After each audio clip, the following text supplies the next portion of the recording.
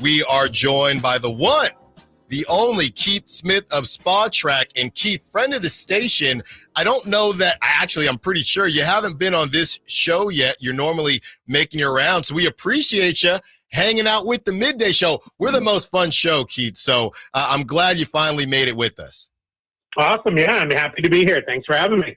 Let's start here, Keith. Obviously, we're going to get into the nitty-gritty of the Kings. But just in general, we were having a conversation about Johnathan Kuminga. We're going to talk about him a good bit here in this segment. But I was going back and forth with a texter about whether or not the Kings could sign somebody like Johnathan Kuminga just outright because of the increase in the salary cap. And Kyle and I were discussing how the Kings, just like almost every other team, is operating as a team that is already over the cap. How does that increase in 2025, 2026? How is that going to affect certain teams and just the landscape of the NBA?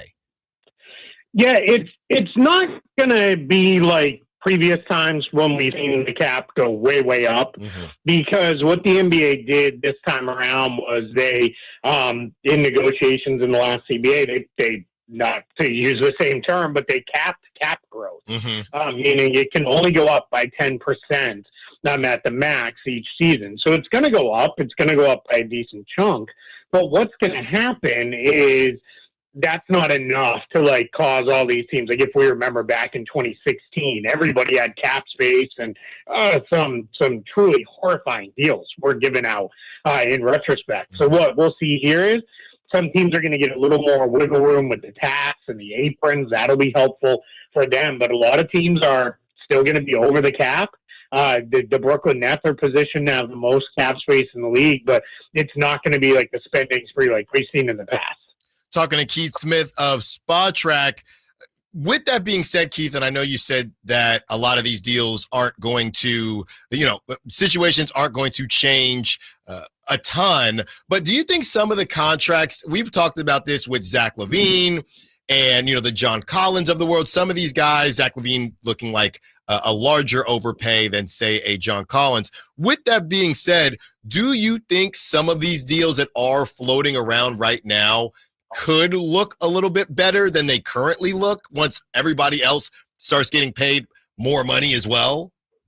Yeah, without a doubt. And that's generally, the nature of things, unless it turns into a Bradley Beal type situation where the guy's just no longer, what he was as a player, and there's injuries and the no trade clause, which that's, what really makes that one so, rough to work around. Unless you fall into a situation like that, contracts do start to look less worse, I guess, is the best way to put it, right, as you go along. So, yeah, and I think the Kings are in a position with Zack Lavine. I said it at the time he was traded, and going into that trade, his deal wasn't underwater. It wasn't one where you're jumping up and down and talking about what a great job you did getting a team-friendly contract, but it was one where it's kind of neutral. I think that's the price they paid to acquire him, even though that got wrapped into a multi-team trade.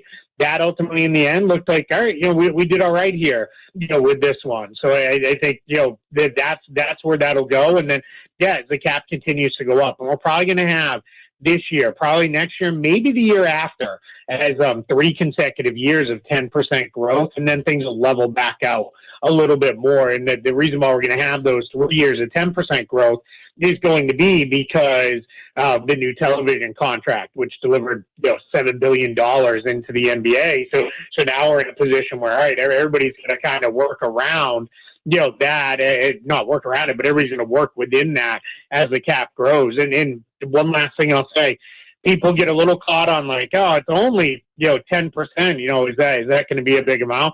We're talking 10% of $140 million this year. So we're looking at about a $14-15 million growth ultimately in the end. Talking to Keith Smith of Spotrac. Keith, let's stick with Zack Lavine for a second. It's been reported that the Kings might look to extend his deal and kind of spread out that money a little bit, as he's got that player option at the end of next season for about $47 million. We're seeing, and I'm not sure how this landed. I haven't seen the reports yet, but same idea with Fred VanVleet, the Rockets saying, hey, buddy, maybe we gave you a little too much money. Talk about why I guess from Zack Lavine's perspective, he's talked about moving a lot. A lot of these players are open about they do not enjoy moving during the season. But talk about why a Zack Lavine or Fred VanVleet would say, okay, fine, I'll take more years, but a lower AAV. Sure, yeah, and the situations are a little bit different because in Fred VanVleet's, that's a team option. So the Rockets really have control there, where the Rockets can kind of say, hey, you know what, we're not giving you $44 million next year. It's not happening, and they could just cut it loose, and then they could say, hey, do you want to re-sign here? And we'll do something for $25 million a year, $30 million a year, and we'll kind of spread that out. That could be the way that goes down. You could also see Fred VanVleet say, "No, you cut me loose. Now I'm a free agent. I'm off to wherever I go." The problem this specific summer is, again, only the Nets have meaningful cap space available, and I'm not sure they're locking into a over 30 point guard where they're at in their rebuild period here. With Zack Lavine, he's got significantly more control. It's a couple of things. One, it's a player option for him in 26, 27. So he's under contract for next year, 47.5. Then he's got one more year after that he's locked into if he picks up that option. And then the other piece is in the summer of 2026, conservatively right now, we're projecting there to be maybe 5-6 teams with meaningful cap space. So he could get into that. But Zack Lavine's like, about as close to home as I can get in Washington, in Sacramento. And I want to be here, and I don't want to move around and move my family and do all the things that come with that again. I just want to stay here. One of the things him and the Kings could work out is, all right, $49 million, really not where we want to be, for you. But what you end up doing there is, all right, let's knock that number down a little bit. Let's knock it down to, $40 million. And then what we do is we add more guaranteed money on for the next 2-3 seasons. And that's how you kind of lengthen things out. You're not going to knock it down from 49 to like 10. People who think that's going to happen, that's you're in dream world there.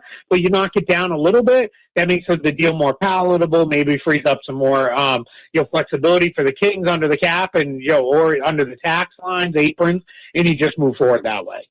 Keith, a lot has been said about Domantas Sabonis and his value. You look at some of the, Ivica Zubac now has jumped Domantas Sabonis, and people are saying Şengün has jumped Sabonis. He's making a lot of money. What do you think about Domantas Sabonis' value right now in the NBA?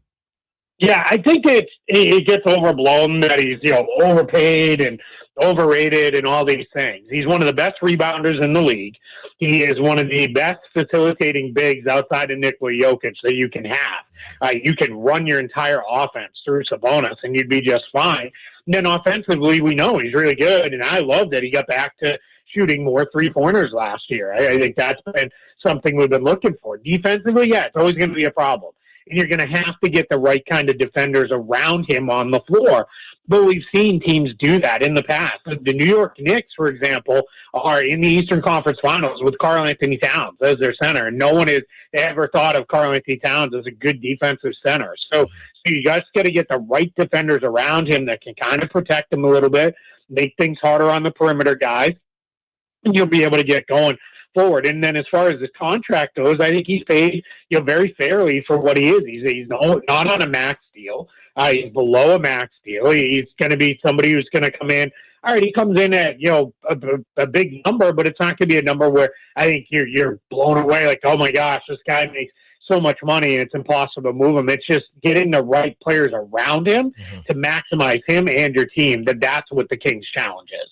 Talking to Keith Smith of Spotrac. And Keith, we have a segment on this show. We call it Found Money. And we've been saying for the last couple of seasons, Keon Ellis has been that found money on the Kings. A lot of conversations have been had about, okay, well, if they decline his option, the Kings do, that's a better chance of them actually keeping him because they can offer him more money. Can you break down the Keon Ellis situation real quick?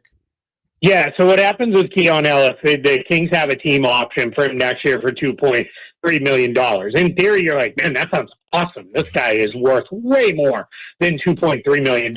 But if the Kings just pick that up, then they're kind of locked into one of two options. Either you play it out and he becomes an unrestricted free agent in the summer of 2026, and that's not great because then you have no real leg up to keep him beyond bird rights, but he's not going to get paid so much that the bird rights are going to be the differentiator there. So you can either pick up the team option, have him for $2.3 million, then work an extension for him off of that, where you could give him $10, $11, $12 million a year. Even it could go as high as 20. That's probably a little bit too much, but you could do that. Your other option is you decline the team option. You make him a restricted free agent this summer. Again, we said it's only the net, so it's cap space. I'm not sure that's the direction they're going to be looking to go. So everybody else who could give him an offer is a contract the Kings, I think, would gladly match and move on. So now the Kings have him under control as far as being a restricted free agent. Work out a deal with him right now. The first path is, or that latter path is the more likely one, where they decline it, work out a new deal in restricted free agency, simply because that removes the risk from both team and player because something gets done right away. But we could see this be one. Boston Celtics did this with Sam Hauser, where they had him under contract and worked out a new long-term extension with him that locked in after he finished out the very team-friendly deal that he was on. Keith Smith, just a couple more for you. Another one that has caused a lot of, I guess, confusion, if you will, Jake LaRavia. Now, obviously, Jake LaRavia came over from the Grizzlies. The Kings kind of inherited that situation, so they can only offer him a certain amount of money. What would be your guess as to whether or not Jake LaRavia gets priced out of what the Sacramento Kings are able to offer him? Yeah, I think this is, again, one where things are kind of working a little bit in the Kings' favor here, but maybe not quite as well as they are with Keon Ellis.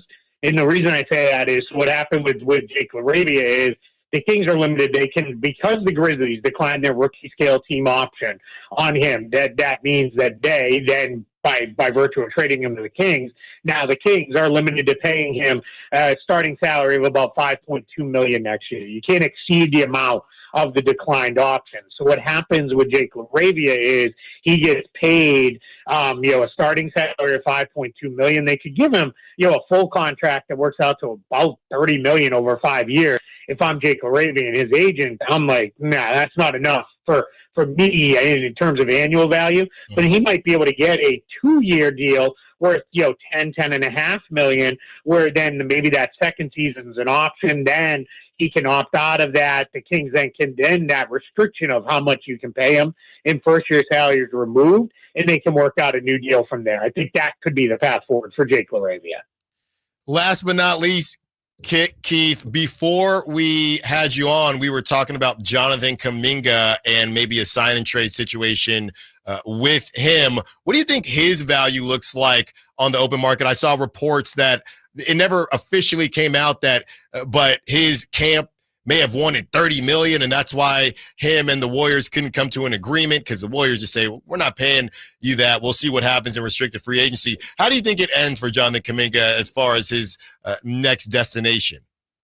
Yeah, I do think he's going to move via sign and trade from the Warriors. The Warriors not as limited as the Warriors of old when they were extremely over the cap and the tax and the apron, but they're limited in the things that they can do next summer because you have Stephen Curry, Draymond Green, and Jimmy Butler on the books, all making over $130 million combined just for those three guys. So in order to build out depth around those guys, which we can see you need as they're older players, I think what they're going to do is try to work a sign and trade for Johnathan Kuminga, where it's him and then maybe they add another player or two in there. We'll see. But that brings you back 2-3 guys who can fill in rotation roles for them going forward, and that's how they try to build it out. As far as annual value goes, here's a little bit of a challenge. Again, is Kaminga. He's going to be in a spot where it's going to be, all right, how do we get there with it being all these being so few teams with cap space? Where are we going to get to with a big offer? So I think find that place where he wants to be, team that wants to pay him. I don't know if he's getting $30 million a year. It might be more in the high-end range of 20 or so. But then that team can feel pretty good about that. I think his problem was Franz Wagner, who was picked right around the same area as him in the draft, who he had done well against in a couple matchups. did get that max contract. And I think for Kaminga, that kind of put him in a spot where it's, hey, I need the max too. And it was never going to approach that from the Warriors stream. He just hadn't done enough to earn that. And now we're in a spot where he's going to have to find it another way. Keith, that was outstanding. Now I know why they always have you on the other shows. You got to come on this one more often. That was great. Keith Smith of Spotrac. Keith, enjoy the rest of your Tuesday. We will talk to you again soon. Appreciate it. I appreciate it. Thanks so much for having me. Keith Smith, I mean, just with a heater. That dude was on fire. We react to everything we say. I'm feeling good about Keon Ellis. I'm feeling good about Jake LaRavia. Let's break it all down when we return. Allen Stiles, Sactown Sports. Sacramento weather is brought to you by San Francisco 49ers.